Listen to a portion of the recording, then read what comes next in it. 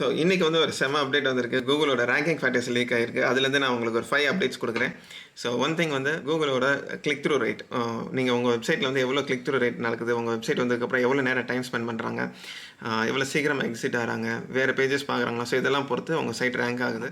And next thing வந்து user data. நீங்கள் கூகுளில் மட்டும் கூகுளோட சர்ச்சஸ் மட்டும் இல்லாமல் அவங்க யூஸ் பண்ணுற எல்லா ப்ராடக்ட்ஸ்லையுமே உங்களோட டிராஃபிக்கு, உங்களோட பிராண்ட் மென்ஷன்ஸ் எல்லாத்தையுமே பார்க்குறாங்க.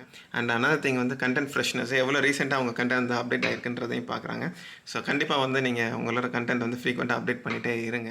Brand signals. ஸோ இந்த பிராண்ட் சிக்னல்ஸ்னால் என்னென்னா, நாட் ஓன்லி நீங்கள் ஆன் பேஜ் ஆஃப் பேஜ் உங்கள் சைட்டில் நீங்கள் பண்ணுறது மட்டும் இல்லாமல் ஓவராலாக பிராண்ட் பில்டிங், உங்களோட பிராண்ட் ப்ரெசன்ஸ் எப்படி இருக்குது, ஸோ நீங்கள் எல்லா சைட்ஸுமே அவங்க ட்ராக் பண்ணுறாங்க. And last but not least backlink building. So பேக்லிங்ஸை வந்து நீங்கள் எவ்வளோ ஹை அத்தாரிட்டி சைட்ஸ்லேருந்து எவ்வளோ லிங்க்ஸை வந்து பில்ட் பண்ணியிருக்கீங்கன்றதையும் பொறுத்து ரேங்க் பண்ணுறாங்க. இது ஒரு இம்பார்ட்டண்ட் ஃபேக்டராக கன்சிடர் பண்ணுறாங்க. Subscribe to AA marketing Tamil.